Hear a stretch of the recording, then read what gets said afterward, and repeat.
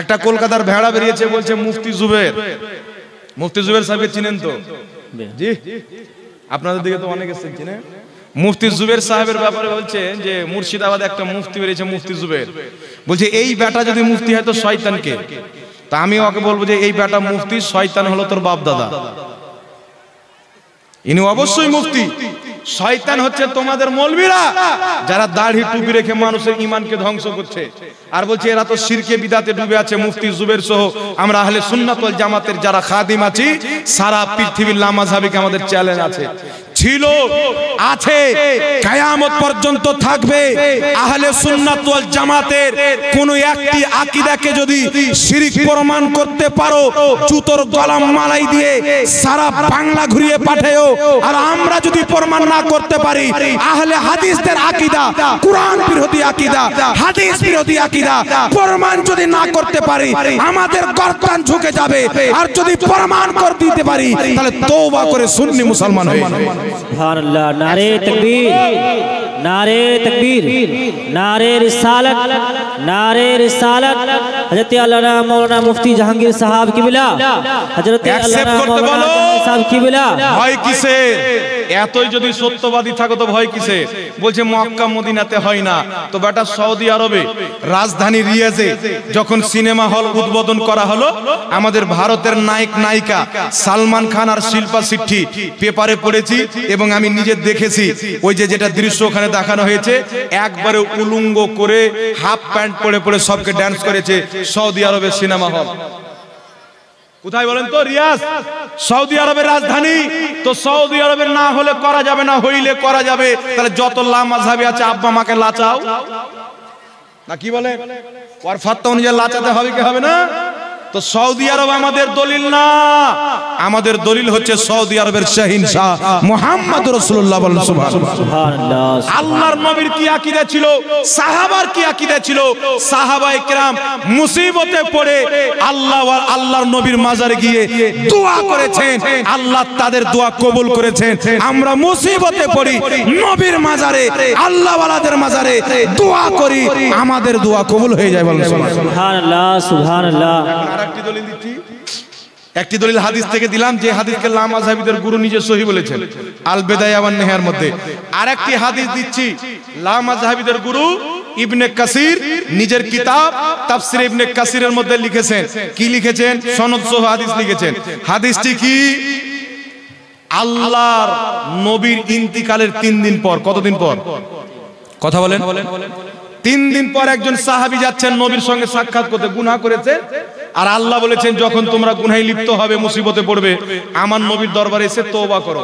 আমার নবী যদি তোমাদের হয়ে ক্ষমা চায় তো আমি আল্লাহ তোমাদেরকে ক্ষমা করে দেব।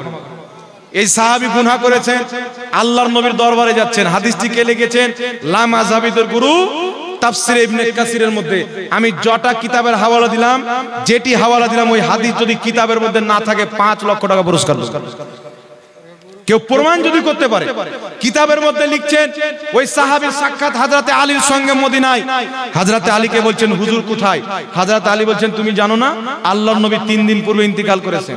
ওই সাহাবী খুব গমজাদা হয়ে গেলেন, দুঃখিত হয়ে গেলেন, চোখ দিয়ে পানি নিয়ে আল্লাহর নবীর মাজার শরীফে পরিবেশ করলেন। জোরে বলেন সুবহানাল্লাহ, সুবহানাল্লাহ। আল্লাহর নবীর মাজারে গিয়ে বলছেন ইয়া রাসূলুল্লাহ, ইয়া হাবিবাল্লাহ, আমি গুনাহে লিপ্ত হয়েছি, আমার জানের উপরে জুলুম করেছি, অতক্ষণ পর্যন্ত আপনার রওজা থেকে যাব না যতক্ষণ পর্যন্ত আমার গুনার ক্ষমা না করা হবে। বলেন সুবহানাল্লাহ। সাহাবার আকীদা আল্লাহর নবী দুনিয়াতে থাকলেও উম্মতের উপকার করেন, কবরের মধ্যে থাকলেও উপকার করেন। আরেকটি হাদিস শোনাবো, সহিহ হাদিস, স্পষ্ট হয়ে যাবে। সাহাবা বলতে আছেন আমার ক্ষমা না হলে আপনার মাজার থেকে যাব না।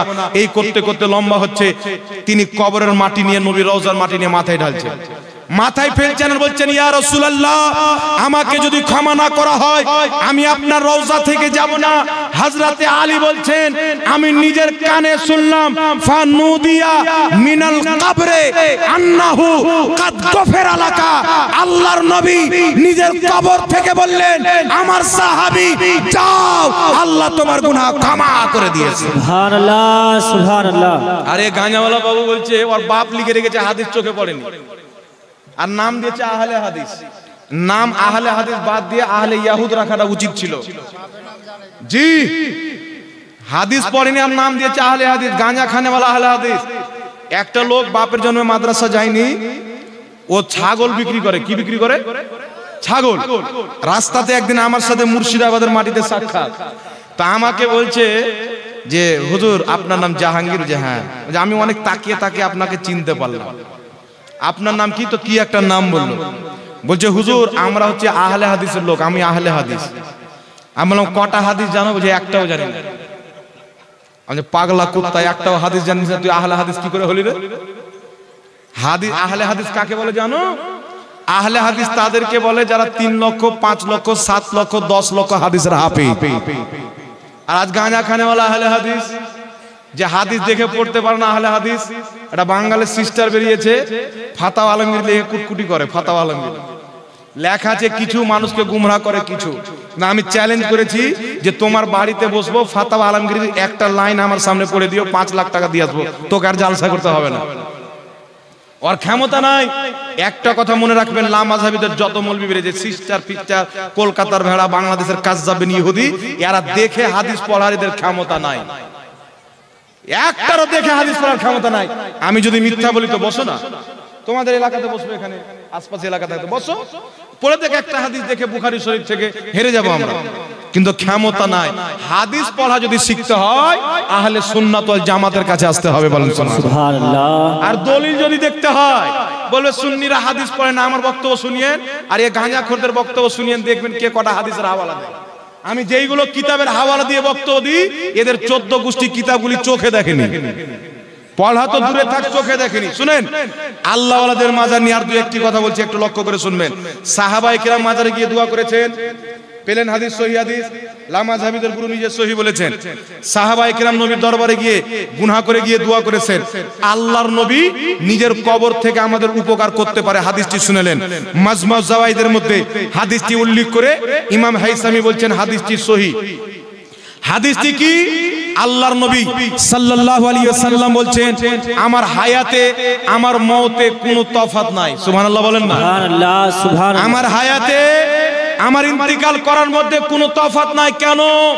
আল্লাহর নবী বলছেন, তোমাদের আমলগুলি আল্লাহ আমার দরবারে পেশ করে, যদি তোমাদের ভালো আমল দেখি আমি আল্লাহর শুকরিয়া আদায় করি, তোমাদের গুনাহ যদি দেখি আমি আল্লাহর কাছে তোমাদের হয়ে ক্ষমা চাই। জোরে বলেন সুবহানাল্লাহ। আমাদের গুনাহের জন্য আল্লাহর নবী নিজের কবরে আমাদের জন্য ক্ষমা চাই, এটা আমাদের উপকার হলো কি হলো না? জোরে বলেন, হলো কি হলো না?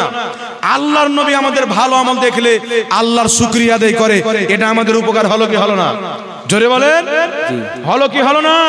তাই ইমাম জালালউদ্দিন সুয়ুতি আল হাবিলিল ফাতাওয়ার মধ্যে লিখেছেন, আল্লাহর নবী নিজের কবরে সহশরীরে জিন্দা, যেখানে ইচ্ছা আল্লাহর দেওয়া শক্তিতে যেতে পারে। জোরে বলেন সুবহানাল্লাহ, সুবহানাল্লাহ। যেখানে ইচ্ছা আল্লাহর দেওয়া শক্তিতে যেতে পারে। আর শুধু তাই নয়, 11 শতাব্দীর মুজাদ্দিদ ইমাম মোল্লা আলী কারি রাহমাতুল্লাহ আলাইহি নিজের কিতাব মিশকাতের সারা মিরকাতের মধ্যে লিখছে, যারা আল্লাহর ওলি হয় লা ইয়ামুতু, মরে শেষ হয়ে যায় না, তারা নিজের কবরে জিন্দা থাকে। বলেন সুবহানাল্লাহ, সুবহানাল্লাহ। তাই তিরমিজি শরীফের বিশুদ্ধ হাদিস একটু লক্ষ্য করে শুনবেন বাবা। একজন সাহাবী এক জায়গাতে তাবু খাটালেন, উনি জানতেন না এখানে কবর আছে। তাবু খাটার পর বসে আছেন, হঠাৎ করে কবর থেকে সূরা মুলকের তেলাওয়াতের আওয়াজ আসতেছেন। ওই সাহাবী পুরা সূরা মুলক তেলাওয়াতের আওয়াজ শুনলেন, শোনার পর নবীর দরবারে গেলেন, যাওয়ার পরে বলছেন, ইয়া রাসূলুল্লাহ, ইয়া হাবিবাল্লাহ, আমি একটি জায়গাতে তাবু খাটালাম, আমি জানতাম না এখানে কবর আছে। ওই কবরবাসী সূরা মুলকের তেলাওয়াত করলো, আমি সম্পূর্ণ সূরার তেলাওয়াত শুনে আপনার দরবারে এসেছি। আল্লাহর নবী বললেন, যারা সূরা মুলক বেশি করে পাঠ করে তাদের কবরের আযাবকে আল্লাহ উঠিয়ে নেয়। বলেন সুবহানাল্লাহ। আল্লাহর ওলি নিজের কবরে কোরআন তেলাওয়াত করছেন, তার কারণে ইমাম জালালউদ্দিন সুয়ুতি নিজের কিতাব শারহুস সিদুরের মধ্যে লিখতেছেন, আল্লাহ ওয়ালা যখন ইন্তিকাল করে মহান রব্বুল আলামিন তাদের কবরে একটি করে জান্নাতি কোরআন দেয়, তারা নিজের কবরে আল্লাহর কোরআন তেলাওয়াত করে। বলেন সুবহানাল্লাহ, সুবহানাল্লাহ। আরেকটি হাদিস শুনেন, হাকিম আল মুস্তাদরাক আলা সহিহাইন, যে হাদিসটি উল্লেখ করে ইমাম হাকিম বলছেন, হাদা হাদিসুন সহিহুল ইসনাদ, এই হাদিসের সমস্ত সনদ সহিহ। বলেন সুবহানাল্লাহ। হাদিসটি কি? মা ফাতিমা রাদিয়াল্লাহু তাআলা আনহা বলেন, আমি আমার দাদা হযরতে আমিরে হামজা রাদিয়াল্লাহু তাআলা আনহু কবর জিয়ারত করতে গেলাম। আমি সালাম দিলাম, আসসালামু আলাইকুম ইয়া জাদ্দি, আপনার প্রতি সালাম হে আমার দাদা। তো কবরের মধ্য থেকে জবাব আসলো, জোরে বলেন সুবহানাল্লাহ। মা ফাতেমা বলছেন আল্লাহর কসম আমি নিজের কানে জবাব শুনলাম। তো এই ব্যাপারে অসংখ্য সহিহ হাদিস রয়েছে, যারা আল্লাহওয়ালা হয় নিজের কবরে মরে শেষ হয়ে যায় না। শুধু আল্লাহওয়ালা নয়, বুখারী শরীফের হাদিস, মুসলিম শরীফের হাদিস, যে হাদিসটিকে অসংখ্য ইমামগণ সহিহ বলেছেন, আর মুসলিম শরীফের হাদিসকে জাল বলার করার ক্ষমতা নেই। মুসলিম শরীফের মধ্যে হাদিস, রাসূল পাক বলছেন ইন্নাল মাইয়িতা ইদা উদিআ ফি কবরিহি ইন্নাহু লা ইয়াসমাউ খাফকা নিআলিহিম ইদান সারাফু।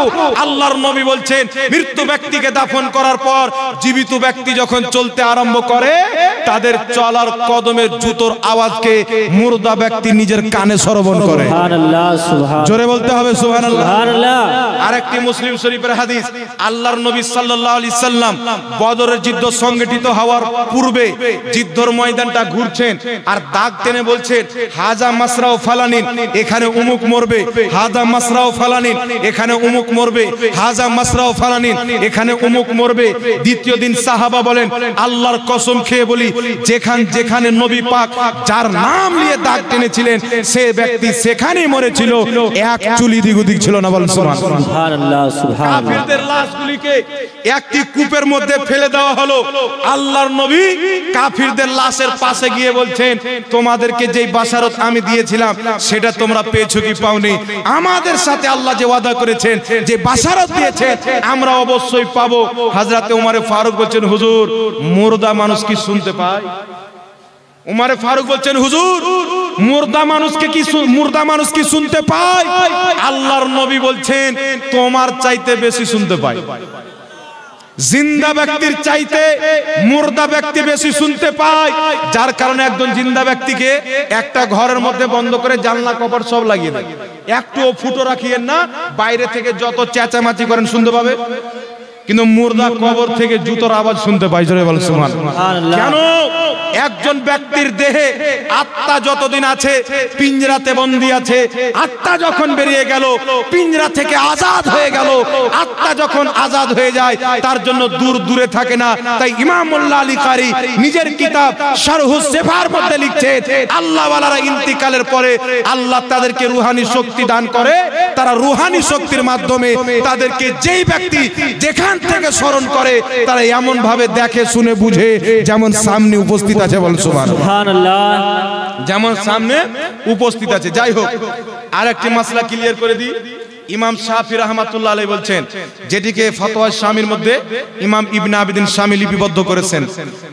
ইমাম শাফি বলছেন আমি যখন কোনো মুসিবতে ফাঁসতাম, ইমাম শাফিকে আপনারা সবাই জানেন তো, শাফি মাযহাবের ইমাম, মুজতাহিদ তবকার ফকিহ ইমাম শাফি বলছেন, যাকে লা মাযহাবিরাও মানে, বলছেন আমি যখন কোনো মুসিবতে ফাঁসতাম ইমামে আজম আবু হানিফার মাজারে যেতাম। জোরে বলেন সুবহানাল্লাহ, হাত তুলে বলেন না ইয়া রাসূলুল্লাহ, রাসূলুল্লাহ।